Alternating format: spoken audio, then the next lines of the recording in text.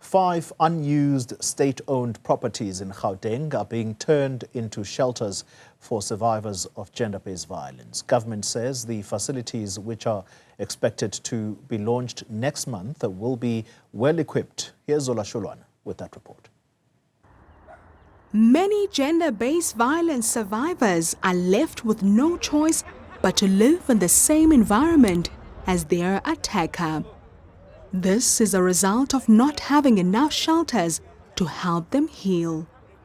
Minister of Social Development Sisi Sitolashe released 5 government properties which will be converted into shelters for those who need it the most.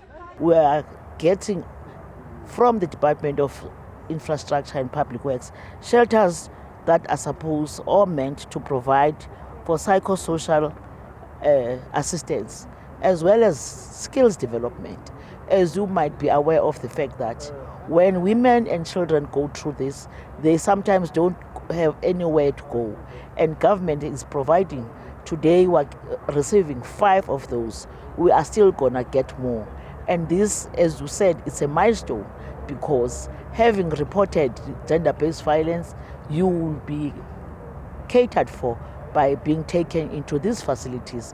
You'll be looked after by people that are trained. You'll be processed by the entire sector from health, police, social development, and give a complete service on a professional basis. In a month's time, the 5 shelters will be ready to accommodate and support hundreds of GBV survivors. We're hoping by the 1st of May, we will have started operationalizing them. We're still finishing off paperwork between the departments and sorting out your health certificate, your occupation certificates. They promised us that they are there, but we are Zama Z83, our Tembakali. Let's rather give ourselves enough time that by 1st of May, we will have started operationalizing them. They will have been finished. There will be all the staff that is supposed to go in there. They will have been hired and be able to make sure that when the first beneficiary arrives, or the survivor, we don't want to call them victims, they are survivors. When the first survivor comes in, whilst he or she is undergoing all the other processes, they're able to find a comfortable place. However, provinces such as Limpopo has had a shortage of shelters.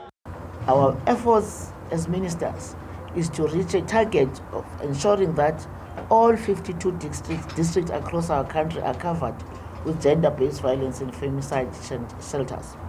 Already, we have managed to have 47.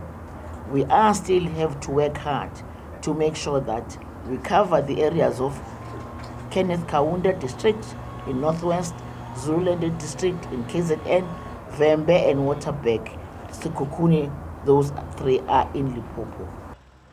However, the Minister of Public Works and Infrastructure has given assurance that the government will partner with provinces to repurpose unused buildings. You know, our baseline has always been public assets for public good. These are not our assets, they belong to the country, and we'll continuously look at how we can best utilize them for the intended purposes of public good. In my view, that this is the beginning of a project that we are handing these properties out, and of course where we can also partner with other provincial governments and make buildings or properties available to them, we absolutely will do so. Calls for government to speed up the process of identifying and handing over buildings have intensified as GBV marches and protests continue across the country.